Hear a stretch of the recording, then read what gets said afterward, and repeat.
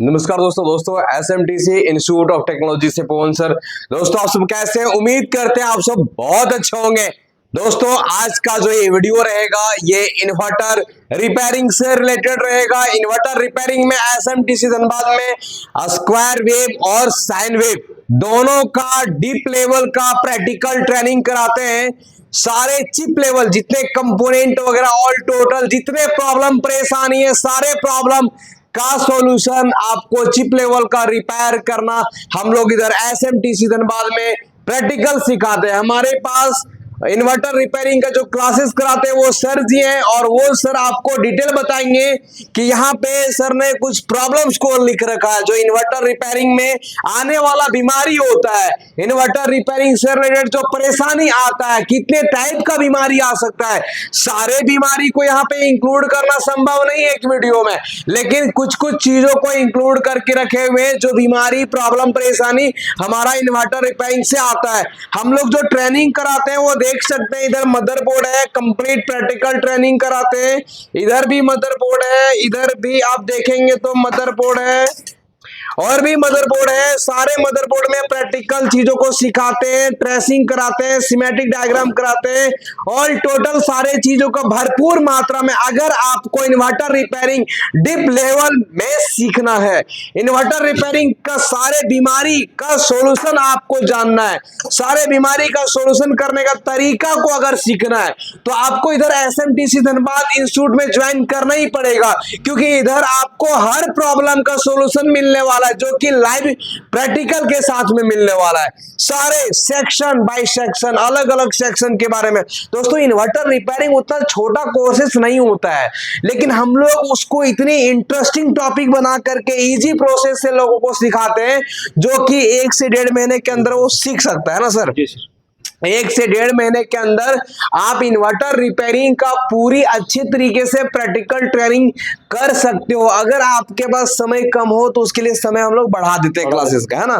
तो चीजों को अगर सीखना चाहते हैं तो यहाँ पे देखेंगे सर ने प्रॉब्लम्स को लिखा है जो कि कुछ कुछ चीजों को हम पढ़ते हैं, बाकी सर इसके बारे में थोड़ा समझाने का एक्सप्लेन करने का प्रयास करेंगे, क्योंकि एक वीडियो में पूरी डिटेल बताना संभव हो सकता है क्या सर? नहीं हो सकता है, लेकिन फिर भी जहां तक हो सकता है अथा प्रयास हम आपके लिए जरूर करेंगे, क्योंकि आप सभी को हमें जिताना है, आप सभी का बेरोजगारी के खोपड़ी में छेद करना है। अगर आप अपने बेरोजगारी से मुक्ति पाना चाहते हो तो कुछ सीखना चालू करो, अपने हाथों में कुछ स्किल डेवलप करो, अपने हाथों में कुछ हुनर को सीखो, तभी तो आगे जाकर के कुछ कर पाओगे, अपना बिजनेस को चालू कर पाओगे, अपना धंधा चालू कर पाओगे, खुद का स्टार्टअप खुद से शुरू कर पाओगे।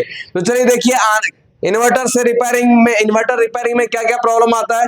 इन्वर्टर ऑन नहीं हो रहा है, आपके पास कस्टमर कंप्लेन लेकर के आ सकता है कि हमारे पास में इन्वर्टर ऑन नहीं हो रहा है, ऐसा दुकानों में आता प्रॉब्लम सर? जी सर आता है। इन्वर्टर ऑन करते ही लगातार बीप का आवाज देना, ये भी आता है सर? ऑन किए और बीप कर रहा है, कंटिन्यू बीप कर रहा है। भाई साहब ये बीमारी कहां से है? ये सारे बीमारी का सॉल्यूशन आपको इधर मिलेगा, इसलिए पूरे वीडियो में कंटिन्यू बने रहे। और इसको प्रैक्टिकली सीखना चाहते हो तो मोस्ट वेलकम है SMTC धनबाद में, हमारे सर ने आपको पूरी बारीकी से सिखाएंगे। इन्वर्टर आउटपुट नहीं कर रहा है, इन्वर्टर बैटरी चार्ज नहीं कर रहा है, बैटरी चार्ज का भी काफी समस्या आता है। इन्वर्टर बिना लोड से ही ओवरलोड दे रहा है, मतलब लोड नहीं है फिर भी ओवरलोड दे रहा है, ये भी बहुत समस्या आता है सर। इन्वर्टर बैटरी का पानी जल्दी जल्दी सूख रहा है, ये भी बीमारी इन्वर्टर से हो सकता है सर, कि बैटरी का पानी भी जल्दी नहीं सूखना चाहिए। 10 दिन 15 दिन में या आपको 20 दिन में ही बार बार पानी डालना पड़ रहा है। हाँ, तो मतलब आपका इन्वर्टर में कुछ बीमारी कुछ गड़बड़ी है ना। इन्वर्टर में लगा हुआ मॉसफेट बार बार उड़ रहा है। इन्वर्टर में मॉसफेट जो लगे रहते हैं वो बहुत बार ऐसा होता है कि बार बार वो क्या होता है, उड़ जाता है। क्यों उड़ रहा है भाई? कहीं तो सर्किट में बीमारी होगा, कहीं तो फॉल्ट होगा। उस फॉल्ट को कैसे ढूंढोगे, कैसे उसको रिपेयर करोगे, कैसे ट्रेसिंग करोगे, इसका क्या सिमेटिक डायग्राम होता है, सिमेटिक डायग्राम को रीड कैसे करेंगे, सिमेटिक डायग्राम के सहायता से भाई साहब ध्यान देना, ये एक PCB है और पीसीबी बनने से पहले इसका इंजीनियर डायग्राम को तैयार करता है ना सर। डायग्राम के अकॉर्डिंग ये मदरबोर्ड को बनाया जाता है। जैसे एग्जांपल के तौर पे आप कहीं घर बनाते हो तो पहले सिविल इंजीनियर से नक्शा बनाते हो, नक्शा के अकॉर्डिंग मिस्त्री उस घर को तैयार कर देता है। मतलब पहले डिजाइन बनता है, पहले मैप बनता है। वैसे ही ये मदरबोर्ड में काम करने से पहले इसका सिमेटिक बनता है, और सर जो क्लास देते हैं वो पूरा सिमेटिक डायग्राम अलग अलग सेक्शन को अलग अलग से बारीकी से आपको समझाते हैं, है ना सर। चलिए, तो सिमेटिक डायग्राम का जानना बहुत जरूरी है। मॉसफेट काहे बार बार उड़ रहा है, उसका क्या ट्रेसिंग में प्रॉब्लम है, क्या दिक्कत है। आगे इन्वर्टर की रिले, ये क्या सर, खटखट की आवाज दे रहा है। इन्वर्टर का रिले कभी कभार खटखट से आवाज आता है। जैसे कि आपको ये दो रिले है, एक हाँ। चार्जिंग रिले या आउटपुट रिले। हाँ। जैसे ही हम लोग ऐसे लाइन लेते हैं तो हाँ। खटखट की आवाज दे रहा है, खटखट की आवाज दे रहा है। सेंस कर रहा है, छोड़ रहा, कर रहा है, छोड़ रहा। जी। ये समस्या कहाँ से आता है, कहाँ से हम लोग आता है? एस्टिमेटिक के हिसाब से आपको बताते हैं, पूरी डायग्राम, पूरे डायग्राम के साथ कि अगर दोस्तों अगर आप डायग्राम को सीख जाएंगे ना तो इस मदरबोर्ड का हर एक नस के बारे में आप जान जाएंगे। डायग्राम जानना बड़ा इंपॉर्टेंट है मेरे भाई। डायग्राम अगर आप नहीं जानते हो तो तुक्के पे काम कर रहे हो। अगर आप डायग्राम जान रहे हो तो एकदम आपका ट्रैक, आपका रास्ता बिल्कुल मंजिल की ओर है और आप अपना मंजिल की ओर पहुंचोगे। इसलिए सिमेटिक पे ध्यान देना बड़ा जरूरी है, क्योंकि जब इसको बनाया है जिसने, वो पहले सिमेटिक को बनाया, मतलब वो जरूरी होगा तभी तो बनाया। इसीलिए रिपेयर करने वाला हम है ना, तो हमें भी डायग्राम का जानकारी रखना बहुत ही जरूरी है ना। चलिए, उसके बाद में क्या है, इन्वर्टर हाई वोल्टेज आउटपुट कर रहा है ना सर, कि हाई वोल्टेज कैसे आउटपुट कर रहा है। हाई वोल्टेज तो नहीं करना चाहिए। जैसे कि हम लोगों का ये जो सिंगल फेस में 230 वोल्ट आउटपुट करना चाहिए, हाँ। तो 270, 280, 300 वोल्ट आउटपुट कर रहा है। जी। तो आपका जो डिवाइस है, आपका वो डिवाइस जल जाएगा। जी। तो इसे एक प्रॉब्लम समस्या आ रहा है, क्या हाई वोल्ट क्यों आउट कर रहा है, मॉसफेट इतना स्विचिंग क्यों कर रहा है, जी। इसका वजह क्या है, इसका वजह क्या है। सारा का सारा हम लोग एस्टिमेटिक ड्राइंग के हिसाब से आपको एक एक कंपोनेंट को चेक करना बताते हैं, जी। ट्रेसिंग करना बताते हैं। जी दोस्तों, यहाँ पे जो सर ने लिखे हैं ये एग्जाम्पल के तौर पे कुछ प्रॉब्लम के बारे में आपको समझाने का प्रयास किए हैं। सर एक एक बार थोड़ा सा हिंट दे देंगे, कौन सा प्रॉब्लम कौन सेक्शन से कहां से आ सकता है, थोड़ा सा बता देंगे ताकि देखने वाले को कुछ समझ में आ जाए। जैसे ये इन्वर्टर ऑन नहीं हो रहा है, हाँ। तो देखिए ये ऑन होता कैसे है। पहले तो इसमें हम लोग का 12 वोल्ट का बैटरी चाहिए कनेक्ट करने के लिए। जी। तो सबसे पहले हम लोग का देखना है कि बैटरी जो हम लोग का पावर अभी वोल्टेज है कि नहीं। जी। बैटरी का वोल्टेज 12 वोल्ट 12.5 वोल्ट होना चाहिए, जी। तभी इन्वर्टर ऑन होता है। ऑन होता है, हाँ। फिर भी हम लोग देख लेंगे बैटरी 12 वोल्ट 12.5 वोल्ट है, फिर भी ऑन नहीं हो रहा। जी। तो ऑन करने के लिए इसको आपको VCC सप्लाई देना पड़ता है, MCU को। जी। MCU को जो हम लोग VCC सप्लाई देते हैं, ये 7805 वोल्टेज रेगुलेटर से देते हैं। तो वो वहां से एक डायोड के थ्रू आपका अलग अलग में आपको अलग अलग तरह का दिक्कत आएगा। तो डायोड के थ्रू आपका 12 वोल्ट इसमें आता है, 12 वोल्ट को कन्वर्ट करके 5 वोल्ट वोल्टेज 7805 कन्वर्ट करता है। जी। तो हम लोग को देखना होगा सबसे पहले कि MCU में VCC वोल्टेज आ रहा है कि नहीं। यदि MCU में VCC वोल्टेज आ रहा है प्लस और माइनस 5 वोल्ट, तो ये ऑन करना चाहिए, यानी बाकी काम इसको करना चाहिए। तो ये क्या करता है कि बैकअप मोड के समय आपका ये दोनों रिले को, जो इन चार्जिंग रिले आउटपुट रिले, इसको ऑन करता है। जी। तो जैसे ही इसको VCC वोल्ट मिलेगा ये ऑन करेगा। अब मान लीजिए VCC वोल्टेज मिलने के बाद भी आपका ऑन नहीं कर रहा है, तो ये MCU खराब है। और दूसरी है कि यदि आपको ये MCU के बगल में एक क्रिस्टल लगा हुआ, ऑसिलेटर क्रिस्टल, यदि ये ऑसिलेटर क्रिस्टल भी खराब होगा तो भी ये MCU सही तरह से काम नहीं करेगा। मतलब ये ऑसिलेटर क्रिस्टल है ना, ये IC का धड़कन है। जी। तो ये भी हम लोग का चेक करना पड़ता है। ये हम लोग एक एक करके हम लोग चेक कैसे करते हैं, ये हम लोग वोल्टेज देके इसको कैसे चेक करते हैं, मतलब इसको कोल्ड टेस्टिंग कैसे करते हैं, हॉट टेस्टिंग कैसे करते हैं, वो सारा आपको एस्टिमेटिक हिसाब से बताते हैं, एस्टिमेटिक ड्राइंग के हिसाब से, पूरी ड्राइंग के हिसाब से, हर एक सेक्शन का अलग अलग ड्राइंग सर। जी सर। जी। साथ ही साथ जैसे आपका MCU में ये 28 पिन का MCU IC है, जी। इसका प्रत्येक पिन का डिटेल बताया जाता है कि कौन सा पिन कैसे काम करता है, कौन सा पिन का क्या काम है, और वो ट्रे कहाँ कहाँ से जुड़ा होना चाहिए, वो सारा काम लोग एस्टिमेटिक ड्राइंग के हिसाब से बताते हैं। मतलब दोस्तों यहाँ पे जैसे कि लगा हुआ होता है IC, है ना सर। जी सर। इस IC का एक एक पिन का डिटेल, क्या इसका वर्क है, क्या इसका हॉट टेस्टिंग है, क्या इसका कूल टेस्टिंग है, अगर आप हर एक पिन का डिटेल जब जानना शुरू कर दोगे ना, तो कोई ऐसा बीमारी नहीं जो आपसे सही नहीं होगा। अगर आपको हर एक लाइन के बारे में जानकारी चल जाएगा और भी डायग्राम के थ्रू, तो रिपेयर करना बिल्कुल आसान हो जाएगा, है ना सर। चलिए, अगला जो प्रॉब्लम है सर, इन्वर्टर ऑन करते ही लगातार बीपी करता कहाँ से है सर? कौन सेक्शन से बीमारी आ ये सकता आपको है? आता है कि आपको एमसीयू से दिक्कत आ जाता है, तो इस जी। तरह का ये कंटिन्यू बीप का आवाज देगा। ओके। और साथ ही साथ एमसीयू से बगल में हम लोग का क्रिस्टल लगा हुआ है, जी। यदि ये भी खराब होगा तो ये हाँ। लगातार बीप का कंडीशन आ जाता है। आ जाता सबसे है। पहले एमसीयू और ये क्रिस्टल को चेक करना होता है, जी। तब ये बीप का आवाज ठीक होता है। ओके सर, और क्या सर, ये इन्वर्टर आउटपुट नहीं कर रहा है, ये कौन सेक्शन से दिक्कत हो ये सकता हम है लोग सर? का ड्राइवर सेक्शन आउटपुट सेक्शन से रिलेटेड ये समस्या है कि ये हम लोग का बैकअप मोड में ये मॉसफेट आउटपुट देता है, हाँ। एसी जनरेट करता है यहाँ से। हाँ। यानी डीसी 12 वोल्ट लगा के हम लोग इस मॉसफेट के थ्रू एसी जनरेट किया जाता है। हाँ। तो यदि इसमें मॉसफेट या मॉसफेट के गेट ड्राइव में कोई दिक्कत आता है या उसके लगे गेट ड्राइव में लगे रेजिस्टेंस खराब होता है, जी। तो फिर हम लोग का ये ओवरलोड ये आउटपुट नहीं करेगा। जी।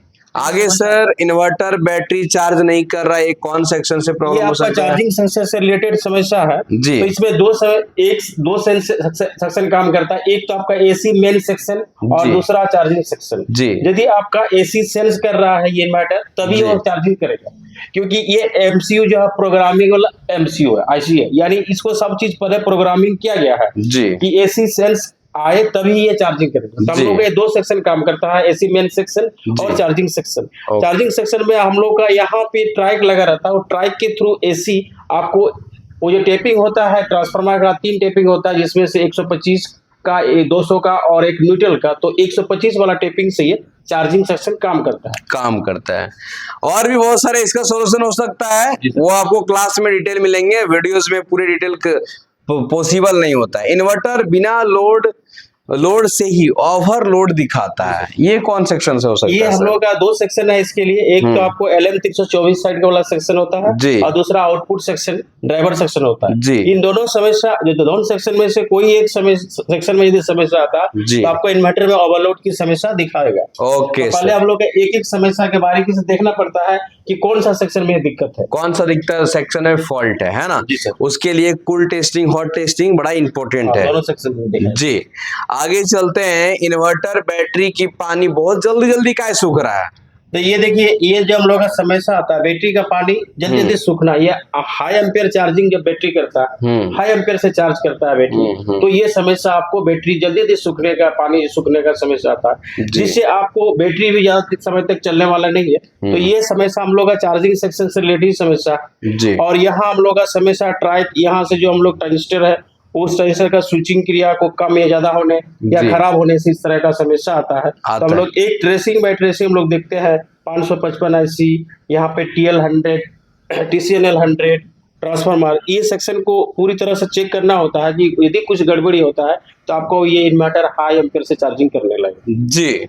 आगे चलते हैं, इन्वर्टर में लगे हुए मॉसफेट बार बार उड़ जाना, भाई साहब तू काहे उड़ जाता है, इसके बारे में थोड़ा सा बताएंगे सर? अभी हम लोग जो ये हम लोग का जो इन्वर्टर है, जी। हम लोग बैटरी जोड़ते हैं, तो बैटरी हम लोग का डीसी बैटरी होता है, तो हम लोग का एसी जनरेट करना होता है। तो ये मॉसफेट का मेन काम होता है एसी जनरेट करने के लिए, तो ये हम लोग का स्विचिंग करना पड़ता है इसको, तो इसके लिए इसको ड्राइव वोल्ट देना पड़ता है। तो प्रत्येक गेट ड्राइव में एक एक रेजिस्टेंस को थ्रू देते हैं इसका ड्राइव वोल्ट, लेकिन यदि उसमें से एक रेजिस्टेंस की में उसका वैल्यू घट जाए या बढ़ जाए या वो खराब हो जाए, तो इस तरह का समस्या आपको आएगा कि मॉसफेट बार बार उड़े, बार बार मॉसफेट उड़ जाएगा, है ना? चलिए आगे चलते हैं, हमारे पास इन्वर्टर की रिले खट खट की आवाज दे रहा है, ये खट खट का आवाज काहे देता है सर? देखिए, ये जो हम लोग इन्वर्टर में ये सिस्टम में एक चार्जिंग रिले और एक आउटपुट रिले यूज करते हैं जी। और ये क्या है कि चार्जिंग के समय चार्जिंग रिले काम करता है और आउटपुट के समय आउटपुट रिले काम करता है जी। तो इस दोनों रिले को कंट्रोल करने के लिए कंट्रोल एमसीयू करता है और एक ट्रांजिस्टर के थ्रू करता है। लेकिन ये क्या करता है कि एमसीयू को मेन सेंस कभी मिल रहा है और कभी नहीं मिल रहा है। नहीं मिल रहा है। जब मिल रहा है तो ये खट से आवाज रिले को ऑन कर दे रहा जी। है और जब आपका नहीं मिल रहा है तो वो बंद कर दे रहा है। तो ये हम लोग का एसी मेन सेक्शन में भी दिक्कत हो सकता है। आपको रिले की ये जो एमसीयू का जो ट्रांजिस्टर से रिलेटेड 23 नंबर पिन से जाता है वो ट्रांजिस्टर को भी चेक करना होता है। तो ये सारा चीज रिले का और कभी कभी रिले में भी दिक्कत आता है, कभी कभी रिले में भी दिक्कत आता है ना। चलिए आगे चलेंगे, इन्वर्टर हाई वोल्टेज आउटपुट कर रहा है, ये हम लोग का जो ये एसी जनरेट करके आउटपुट करता है आउटपुट सॉकेट के थ्रू। तो यदि आपके वोल्टेज आउटपुट सॉकेट में 230 से ज्यादा आउटपुट करने लगे, 270-80 आउटपुट करने लगे, तो आपका कोई भी डिवाइस सही से नहीं चलेगा, वो जल जाएगा। तो ये आउटपुट ज्यादा करने का मतलब है कि मॉसफेट सही तरह से काम नहीं कर पा रहा है, और इसका ये मॉसफेट को ड्राइव करने के लिए जो सिग्नल जाता है एमसीयू के, वो ट्रैक को पूरी तरह देखना करता है। उसके लिए हम लोग का किसी बोर्ड में आईसी के थ्रू हम लोग को ड्राइव कराते हैं, और कोई ट्रांजिस्टर के थ्रू कराते हैं। यदि उनमें से कोई ट्रांजिस्टर खराब हो जाता है तो आपको हाई वोल्टेज आउटपुट करने लगेगा।